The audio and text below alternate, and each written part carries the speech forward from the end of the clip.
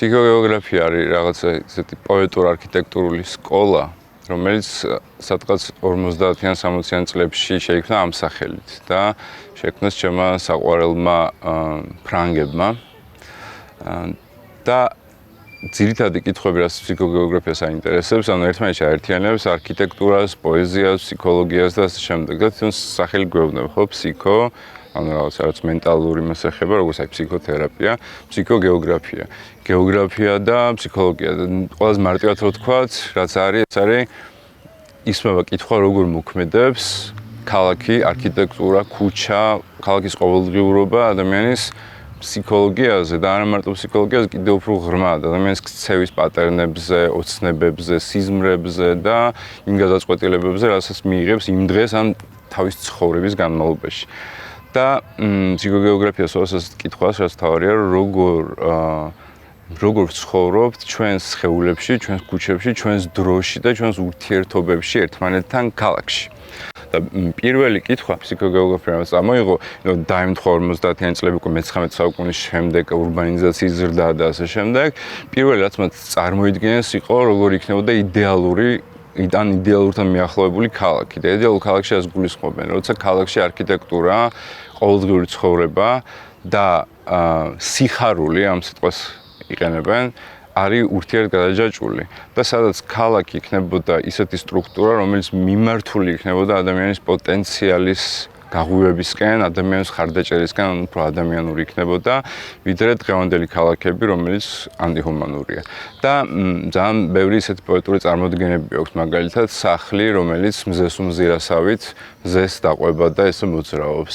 ან მაგალითად აი არქიტექტურული, ესე ვთქვათ, ოცნებები არის. ან მაგალითად ჭერები კორპუსებში, რომლებიც იქნება სქელი მინის და შესაბამისად შეგვიძლია წვიმა ვნახოთ, თოვლი ვნახოთ, ცასთან კონდეს კავშირი, იმიტომ რომ ერთი ყველაზე მნიშვნელოვანი რაც თქვენს მათ, რომ თანამედროვე ქალაქებში დავკარგეთ წვდომა რეალობასთან, კოსმოსურ რეალობასთან.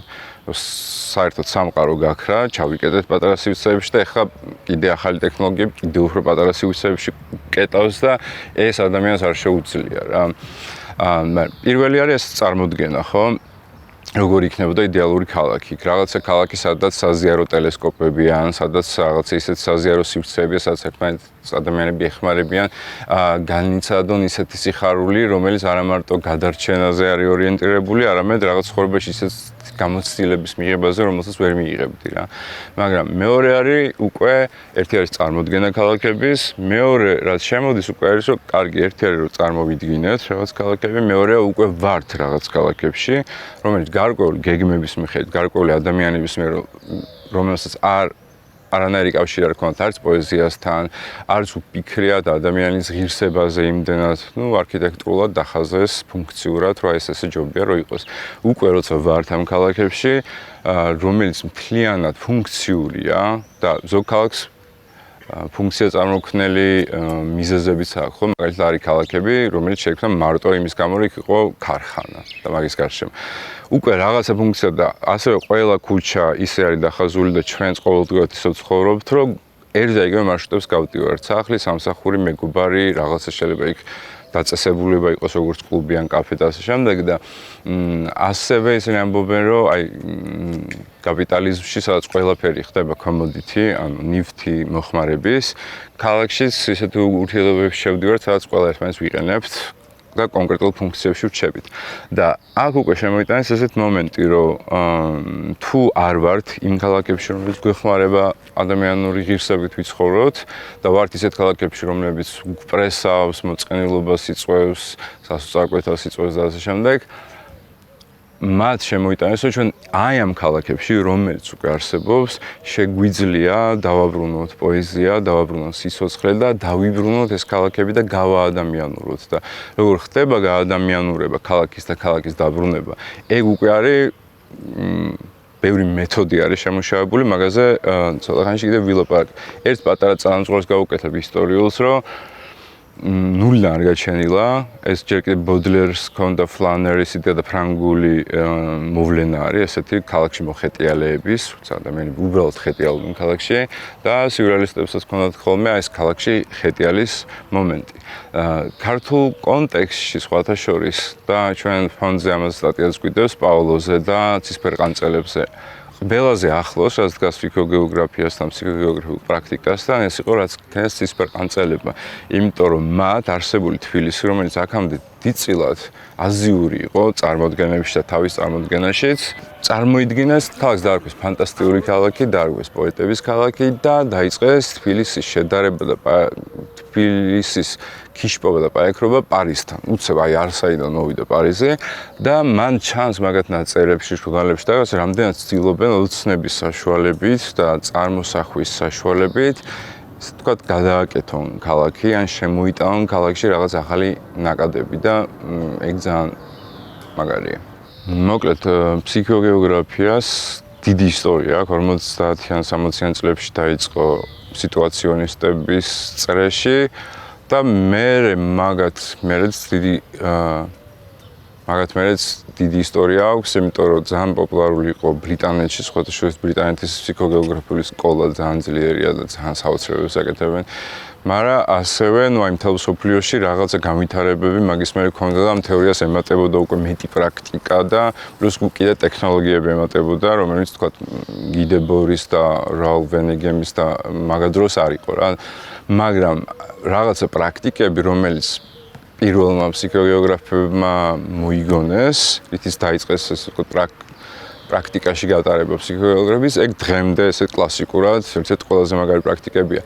სანამ ამ მეთოდებს ჩამოვთვლი, კიდევ ერთხელ მოკლედ მოვყვები, რისთვის არის ხო ეს მეთოდები, ანუ ჩვენ ვილაპარაკეთ უკვე იმაზე წარმოდგენა რაღაცა სხვანაირი ქალაქის, უკეთესი ქალაქის, უფრო ადამიანური ქალაქის, პლუს აქ სიტუაციონისტები პოეტურობაზე ასვავენ ხაზს და რაღაცა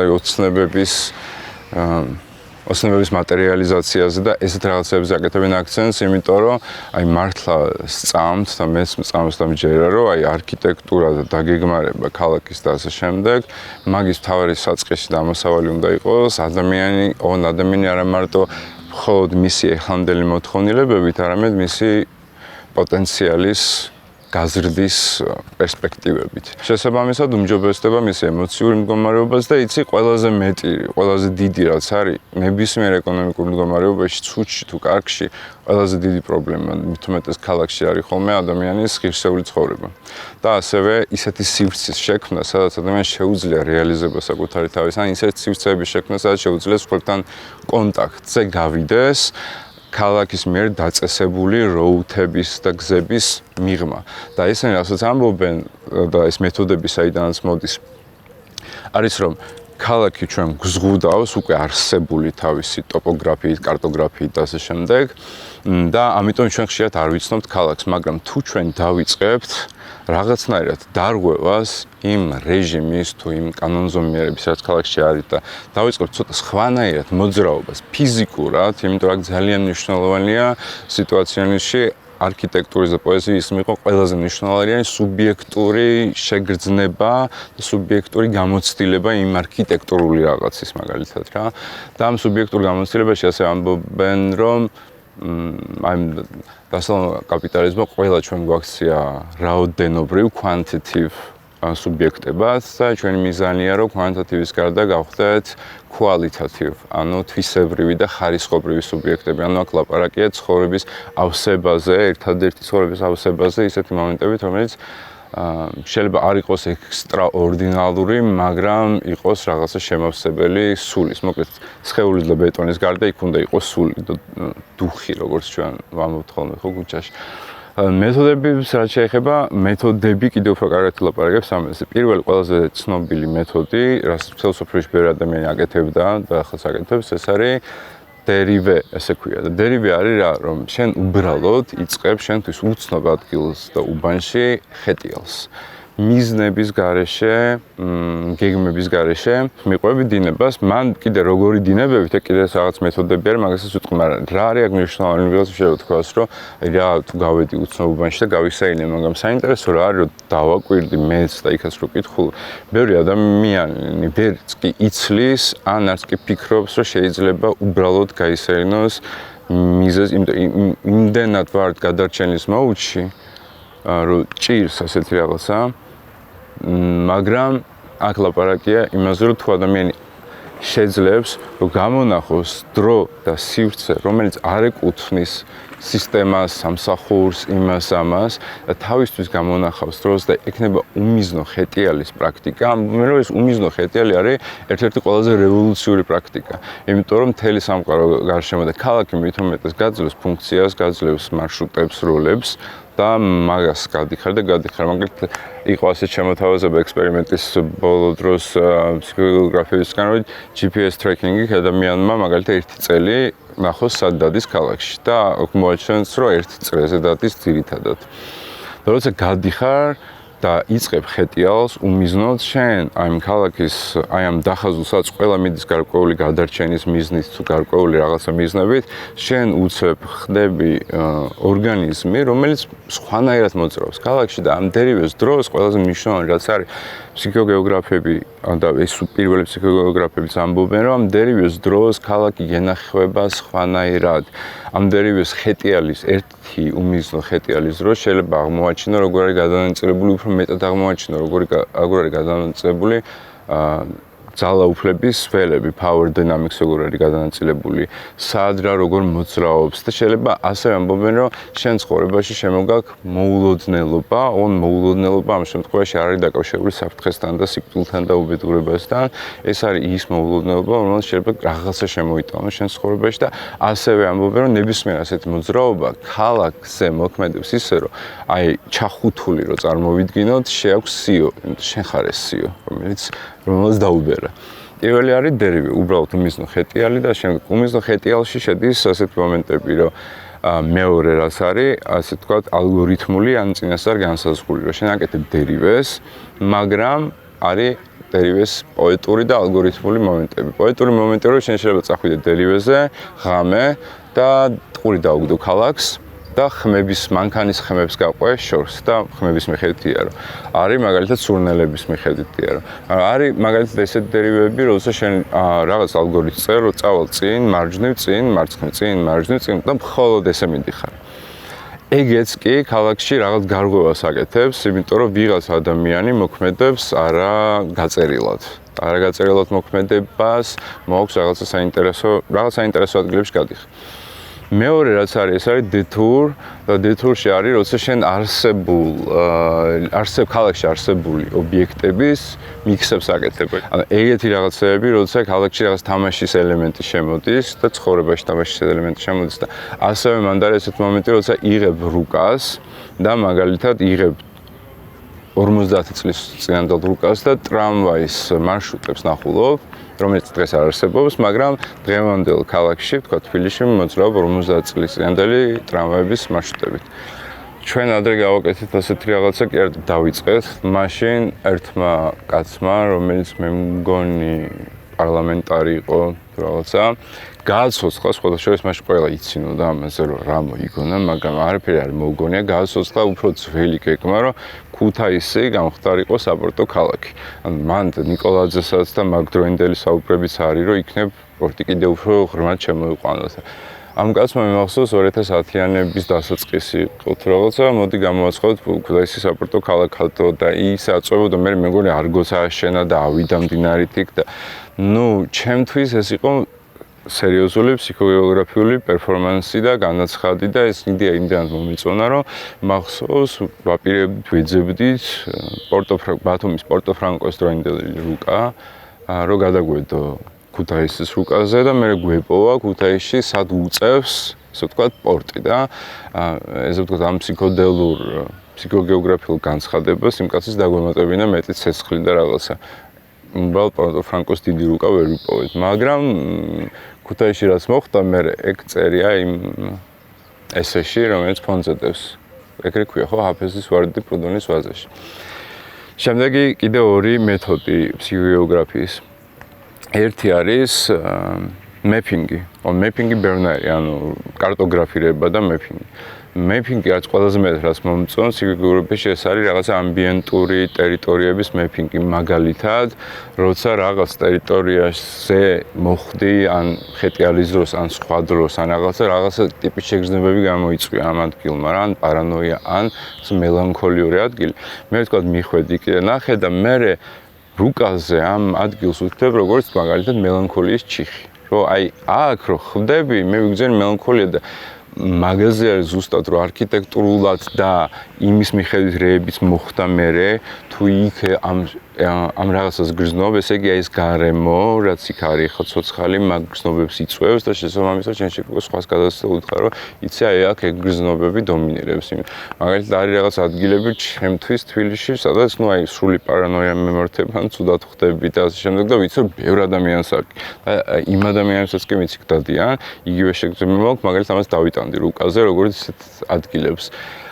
მან კიდე ძალიან საინტერესო არის მაგ იმაში მეფინგში ადრე ჩვენ გქონდა გაკეთებული 2010-ში დავიწყეთ მე და დათო მაკარიძემ თბილისის სიზმრების მოგროვება საიტი იყო, სადაც შეგეძლო აგეტვირთა სიზმრები და მე ეს სიზმრები საიდანაც იტვირთებოდა, მაგის მიხედვით მინდოდა შემექმნა თბილისის სიზმრებისგან რა განწყობები აქვს ქალაქს ქვეცნობიერი და ასევე რომელ უბანში რა სიზმრები დომინირებს და ერთი სულ მეშლება ხოლმე არ მახსოვს 200 ან 500 ან 500 სიზმარი შემოვიდა მაშინ და ბნევის მიხედვითაც განაწილდა რაღაცა პატარა რეპორტებსაც ვაკეთებდით, რომ აი მაგალითად რაღაც საბურთალოზე ესეთი ტიპის სიზმრებია და აი ვაზისუბანი ვარკეთილისკენ ეს სხვანაირი ტიპის სიზმრე მართლა განსხვავდებოდა სიზმრები და მაგით შეგიძლია რაღაცაზე კიდე იმსჯელო თუ ამ სიზმრებს არა მარტო ეს რაღაცა იუნგიანურად და ინდივიდუაციის მხრივ განიხილავ, არამედ როგორც სუბიექტების სიზმრებს, რომელიც კონკრეტულ ტერიტორიებზე ცხოვრობენ და იქ კონკრეტული რაღაცა აქტივობები ან მეტი ეკონომიკური აქტივობაა და მეტი ხალხი მოძრაობს ან მეტროსთან ახლოს არის ან უბანი ღარიბი ან მდიდარი ან რაღაც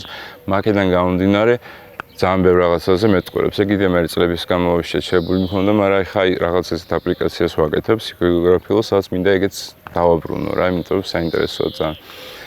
შემდეგი კიდე ერთი მეთოდი, ორ მეთოდს სწრაფად ვიწყე. ერთი არის კონტრტურისტული ტურისტული ისინი ხარ გაიდები რომ დადიხარ და ეს არის კონტრტურისტული. შენ მიდიხარ ისეთ ადგილებში, რომელიც საჩვენებელი, საყოველთაო უცხოელი საჩვენებელი კი არის პირიქით, რომელიც შენ თვითონაც არ იცი რომ შენ ქალაქში არის და დაფარულია და დამალულია. ძალიან საინტერესო მაგ მხრივ თუ ვფიქრობდი, უბრალოდ ვერაზეც ვერ მოვაპი თავი, დევნილთა დასახლებების რუკა რო გააკეთო. ბევრი რაღაცით არის საინტერესო. ჯერ ერთი მე ვახსენებ ხოლმე ბაგებში რო ცხოვრობდი. სხვა დევნილთა დასახლებებში მიცხოვრია და ბევრში ყოფილა სტუმრად.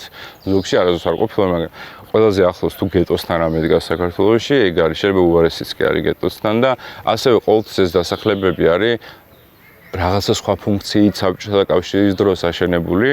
ნერე როცა დევნილებს არ ქონდათ ადგილის სადმე წასულიყო სახელმწიფოს ვერ უზრუნველყოფდა, მე მახსოვს ბავშვობაში გამოსვლა ედვარდ შევარდნაძე მეორე პრეზიდენტი გამოვიდა და თქვა რომ ვერ გაძლევთ ვერაფერს რა, ვერ ვაშენებთ ვერაფერი და თუ სადმე რამე შენობას ნახავთ და ცარიელი იქნება, შებრძანდით. ანუ პრეზიდენტმა მოუწოდა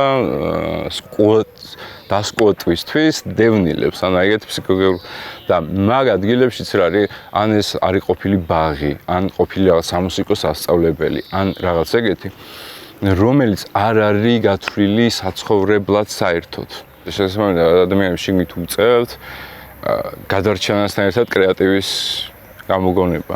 მაგრამ არც ისე შორს არის დევნილების აი ეს სიტუაცია, ზოგადად ყველა ჩვენი სიტუაციიდან, იმიტომ რომ ჩვენ ძალიან ფსიქოგეოგრაფიულად საოცარ და თან საზარელად პერიოდში ადგილებში ცხოვრობთ, იმიტომ რომ ხრუშოვკები, რომელიც მთელი ევრაზიის მასშტაბით 7000-ზე მეტ ქალაქში არის აშენებული, აშენდა იმიტომ რომ საბჭოთა კავშირს ჰქონდა პრობლემა დაბინავების და მოიფიქრა სწრაფი მეთოდი, რომელიც საერთოდ ზერო ესთეტიკა, ზერო ადამიანის რაღაცაზე არის გათვლილი, უბრალოდ სწრაფად შეებინავებინა ყველა და თქვა, რომ ეს არის დროებითი პერიოდი 20 წელიწადში დადგება კომუნიზმი და ჩვენ ხრუშჩოვკებს დავიმშვიდობებით, მაგრამ კომუნიზმი არ დადგა და 21 საუკუნის 20-იანი წლებია და ჩვენ ჯერ კიდევ ხრუშჩოვკებში ვართ. ჩემს შემოქმედებაში ძალიან ყოველთვის იყო ეს ფსიქოგეოგრაფიული ფონი უკან, უბრალოდ არ ვიცოდი რომ ფსიქოგეოგრაფია ერქვა და როცა გავიგე და დავინახე რომ რაღაც სახელები ქვია და ხალხს რაღაცებზე უმუშავია, მან კიდევ უფრო გააღრმავა და იცი რა ბოლო წლის განმავლობაში მუსიკალური პროექტებიც კი არა მარტო რაღაც ნამუშევრები ან ტექსტები, მაგ ყველაფერს უკან ეს იდგა ჩემი და ქალაქის ურთიერთობის ფორმები და ფსიქოგეოგრაფიული ოცნებები, ესე ვთქვათ რა, რომელსაც ოღონდ ყველაფერს ვარქმევდი ხოლმე ამ ჩემს ნამუშევრების ტექსტებს, ეს არის, მაგრამ რატომღაც სულ დუმდი და არ ვამბობდი სინამდვილეში რა არის და სინამდვილეში აი უფრო ამ ნიადაგზე დგას, ის რაღაცებიც არის, მაგრამ უფრო ამ ნიადაგზე დგას და თუნდაც მაგალითად ეს ფონთან ერთად გაკეთებული ეს ბოლო ჩემი ნამუშევარი მე ვნახე ქალაქი, ხო, ვარკეთილში რო არის გაკეთებული. ეგეც არიან პირდაპირ ფსიქოგეოგრაფიული მესიჯი, იმიტომ მთელი მუღამი მაგის კიდე რაც არის, რომ ჩვენ წარწერები გვახსოვს ქალაქში, ან სარეკლამო აბრებზე, ან რაღაც განცხადებები და ასე შემდეგ და უცებ რომ ვარკეთილში ხდება წარწერა, რომელიც არც სარეკლამო განცხადება, არც რაღაცა იმისკენ მოგიწოდებს პროდუქტის შეძენისკენ, არც ამახინჯებს ქალაქს და შენობას და არის პოეტური ფრაზა, რომელიც რაღაცაზე გაფიქრებს. აი ეგ მომენტი, ეგ მაინტერესებს როგორ მოქმედებს თქვა პატარა ბავშვს, რომელიც შენობაზე ნახავს პოეტურ ფრაზას. იმიტომ რომ მგონია ესეთი რაღაცეები აუმჯობესებს ქალაქის ფსიქიკას და სულს. ასევე სულ ჩემთვის ძალიან მნიშვნელოვანი იყო ეს მომენტი დიდ ქალაქთან ურთიერთობა, იმიტომ რომ პატარა ქალაქში ვიზრდებოდი, ხო, ფოთში რო ვიზრდებოდი და თბილისი ხოთან შედარებით დიდია და სულ აი მაინტერესებდა თან რომ ჩამოვედი დიდი ქალაქი და შენ მარტო რო ხარ, პატარა ხარ და კიდევ უფრო დიდი გეჩვენება რა. ეხლა კი ჩემთვის ძალიან პატარა გახდა. მაგრამ ამასთან ერთად ნახე რა ხდება, რომ ჩემს გარდა, ჩემი პირადი ურთიერთობის გარდა ვნახე, რომ მთელი თაობებია ცდილობენ ქალაქთან ურთიერთობის დალაგებას ასე თუ ისე და ასე შემდეგ და რა ძალიან საინტერესოა, ზოგადად ისაც კაცობრიობა ახალი გადასული აქვს ქალაქებში და ურბანულ სივრცეში. მაგრამ მაგალითად აი სუნის წიგნში ქართველი ერის ჩამოყალიბება იწერს, რომ ქართველი ერი განსაკუთრებით ძალიან გვიან გადავიდა ქალაქში რა და იმდენად დასწრაფებულად მოხდაო კომუნიზმის დროს მოდერნულობაში გადასვლა, რომ ჩვენი აგრარული ჩვევები და მსოფლმხედველობა ვერ გადავაწყვეთ ბოლომდე და ქალაქში ვართ ახალი შემოსულები და ეხლა ვსწავლობ საერთოდ ქალაქურ ცხოვრებას. და ეს ჩანს, ხო, თბილისში ჩანს, რომ რაღაცებს ეხლა ვსწავლობ, მე ხშირ პატარებს არ ახსოვთ, მე შენ გახსოვთ, 10-15 წლის წინ იყო ის დავები, რომ ზებრაზე მანქანა უნდა აჩერებდეს თუ არა და ქართველს შეიძლება თუ არა ღვედი ეკეთოს და ასე შემდეგ. ანუ მართლა ახალი გადმოსულები ვართ ქალაქში და ურბანულ სივრცეში და ჯერ არ გვაქვს გააზრებული. ამიტომ ხელოვნება, როცა ქალაქში ჩნდება, ზუსტად მაგას ეხმარება, რომ მარტო ქალაქი გადარჩენის ფუნქციისთვის არ უნდა არსებობდეს, რომ დღე და ღამე ამ გადარჩენაში უნდა ვიყოთ, რაღაცა სხვაც უნდა შემოვიდეს, რომელიც უფრო მაღალი სულიერი გადარჩენაა, ესე ვთქვათ რა. და შემდეგ უკვე რას ვაკეთებდი, რამდენიმე მომენტს ვიტყვი, ერთხელ მახსოვს 2017-ში ეს გამოფენა ვინ დააწყნარებს გვების ხმაურს, მან გამოფინე გემი და ეგ იყო ჩემთვის ყველაზე დიდი, ესე ვთქვათ, ინტერაქცია თბილისთან ყველაზე ღრმა დონეზე, იმიტომ რომ ეს გემის მიტანა გამოფენა და რაღაც სრულიად ფსიქოდელური და ფსიქოგეოგრაფიული პროცესი იყო, იმიტომ რომ გემი ვიპოვეთ სადღაც უბანში. მე დავდგით სპეციალიზებულ მანქანაში, მე მოგვიწია მთელი თბილისი ჩაგვევლო და მე მახსოვს იქნაც ეზოდან რომ ამოქონდათ ეს გემი, რაღაც პერიოდი დენის კაბელებს კრავდა და ნუ დიდი ხანი ფიქრობდნენ როგორ გამოეტანათ ისე რომ დენის კაბელებსი არ დაეზიანებინა და ამ მთელი ამ პერიოდის განმავლობაში ეს გემი ცაში იყო დაკიდებული და მთელი უბნის ბავშვები გამოვიდნენ და უყურებდნენ დედა გემი რო ცაში კიდია, მგონია რომ ეს რაღაცას კიდე აძლევს, ჰაიკინგბეის აქ ყველა ადამიანში ყოველდღიურობაში არის რაღაც მომენტი, როცა შენ თუ შექმნი ისეთ სიტუაციას სადაც ადამიანი იგრძნობს, რომ რაღაცა უფრო მეტი არსებობს, ვიდრე მას გონია პატარა სივრცეში. იმიტომ რომ აი ახალგადმოსულები რო ვართ ქალაქში მაგაზე რო ვამბობდი, მამრდაშვილის ერთი ინტერვიუ ვთარგმნე ცოტა ხნის წინ და მან ლაპარაკობს იმაზე 90-იანებში ლაპარაკობს, ჯერ კიდე შეხედეთ, თუ რას გავს ჩვენი საჯარო სივრცეები. იმასთან შედარებით რა კარგად გვაქვს მოწყობილი ჩვენი შიდა პირადი სივრცეები და მან ამბობს ძალიან ჩემი აზრით ძალიან კრიტიკულ მნიშვნელოვან ფრაზას, რომელიც დღემდეც მნიშვნელოვანია და გადასაზრებელია, რომ მემარდაშვილი ამბობს, რომ ჩვენ ქართველები კი გადავრჩითო, მაგრამ ჩვენ ერთად არ გადავრჩენილ ვართო, ჩვენ ყველა გადავრჩით ცალ-ცალკეო. და ეს უკვე ჩანს ქალაქზეც, არქიტექტურაზეც, ყველა ვუვლით ცალ-ცალკე პირად სივრცეს, მაგრამ საჯარო სივრცე ტოქსიკურია, დანაგვიანებულია, არ მაინტერესებს შენი პერსპექტივა, შენი პირადი გამოცდილება და მაგის შემოსატრიალებლად, რაც უფრო მეტი ხელოვნება იქნება, შეიძლება ისე ჟღერს, უცნაურად, როგორ უნდა შეატრიალოს ამ ყველაფერს, მჯერა ხელოვნების ზალის და სულიერების და შემდეგ და რაც უფრო მეტი ხელოვნება გამოჩნდება გარეთ, რაც მით უმეტეს საერთოდ შეუჩვეველი ვართ ჩვენ ხო, ჩვენს ქალაქებში, ერთი საბჭოთა კავშირის დროს იყო რაღაცა სკულპტურები და იქიდან ნახევარი ლენინ სტალინი ხო, მაგრამ იმის გარდა რაღაც, მაგრამ ასეც ფონდი აკეთებს მაგალითად მაგიტომ მგონია რომ ეს ასეთი ერთ-ერთი წვლილი არის იმაში რომ ჩვენი ქალაქები დავიბრუნოთ ესე ვთქვათ შეიძლება არც არასდროს გვეკუთვნოდა მაგრამ დავიბრუნოთ რეკომენდაცია იქნება შემდეგი არ ვიტყვი კიდევ ორი სპექტაკლის საზოგადოება მაგრამ ძალიან აბსტრაქტულია და ძალიან ფილოსოფიური და რთული წასაკითხი არის და მარტო ფსიქოლოგიის არხი მაგრამ ეგ არის ესეთი ერთ-ერთი ფუნდამენტი, მაგრამ არის წიგნი, რომელიც იმავე წელს გამოვიდა 1967 წელს და არის ბელგიელი მწერალი რაულ ვენიგემი თუ ვენეიგემი ზუსტად არ ვიცი როგორ იკითხება, ქვია ყოველდღიურობის რევოლუცია, The Revolution of Everyday Life. და მან ამბობს ეს რაღაცას, რაც მიყვარს ეს სოციოლოგიაში არსებობს მაკროსოციოლოგია და მიკრო არის დიდი პროცესები, რაც თავსოფლიოში და ქვეყანაში ხდება და მიკროსოციოლოგია არის შენს ყოველდღიურ ცხოვრებაში, როგორ აისახება ეს პროცესები შენს გამოცდილებაში, subjective lived life-ს რასაც ეძახიან და ეგ ვენეიგემი ამბობს, რომ ზუსტ რეალური პირდაპირ ამბობს რეალური რევოლუცია, ეს არის რევოლუცია ის რომელსაც შეიწყებს შენს ყოველდღიურობაში, ურთიერთობებში და ასე შემდეგ რა. მგონია რომ ფსიქოლოგიისთვისაც მაგარია და თბილისისთვისაც ჩვენთვისაც მაგარია, იმიტომ რომ მთელი აქცენტი არის გაკეთებული იმაში, ყოველდღიურობაში ხარდაჭერა ერთმანეთის, რაღაცა კარნავალური მომენტის შემოტანა, კარნავალური ანიშნავს გულაობას და გართობას, ცხოვრების, ესე ვთქვათ, დრამებთან თუ რაღაცა ისეთი შემხებლობა, სადაც თან ეს თამაშის მომენტიც გაქვს. იმიტომ რომ აი ეს პოეტების ქალაქის ცნება შემდეგ საბჭოთა არმია რო შემოვიდა, იქიდან ბევრი რაღაც აიღეს, მაგრამ გააკეთეს მაინც საბჭოთა ქალაქი. და მე მქონდა საბჭოთა თბილისი, მაგრამ ამ საბჭოთა თბილისში ხდება ასეთი მნიშვნელოვანი რაღაცა, რომ დასავლეთიდან ჩამოდის წერალი საბჭოთა კავშირში სტეინბეკი, ფოტოგრაფ კაპასთან ერთად. და რუსეთში ყველა ეუბნება შენ უნდა ნახო საქართველოს, ასეთი რამე არ არსებობს. და თავის ამ რუსული დღიური ქვია წერს, რომ ისეთი შთაბეჭდილება შეგვექნება მე და კაპასო, რომ რუსებს უნდათო სიკვდილის მერე მოხდნენ საქართველოში და არა სამოთხეშიო რა და გადავწყვიტეთ წასვლა საქართველოში ჩამოდიან თბილისში. და მან ჩანს რა დაინახა და რა არის მნიშვნელოვანი. მან ტყვება ეს რაღაცას, რომ მე არ მინახავს ხალხი, სადაც ამაზე მეტად ყოფილიყო დაფასებული პოეზია. და ამბობს, რომ მათ ყავთ თავის მეფეები, რომელიც უყვართ, მაგრამ მათ ყავთ ასევე თავისი პოეტები, რომელიც მეფეებზე მეტად უყვართ და უფრო მაღლა ყავთ დასაფლავებულიო. არ ვიცი საიდან მოვიტანა, მაგრამ აი ეს მომენტი, რომ თბილისში ყოველთვის იყო ბევრი პოეზია და ეხლა ეს პოეზია რო არ არის, თბილისი შეიძლება გვერქვას თბილისი, მაგრამ აი მაგას დაკარგავს რა. და ეს რაც არის ეს პოეზია, რაც ეძახიან ხო, კიდე ურთიერთობა იყო თბილისი, ეგ ყველაფერი პოეტურია რა. მეორე რეკომენდაცია პირდაპირ არ უკავშირდება გეოგრაფიას, მაგრამ უკავშირდება სივრცეს, პოეზიას და ყველაფერს, ეს არის ისევ ფრანგი, გასტონ ბაშლარი, სივრცის პოეტიკა. The Poetics of Space.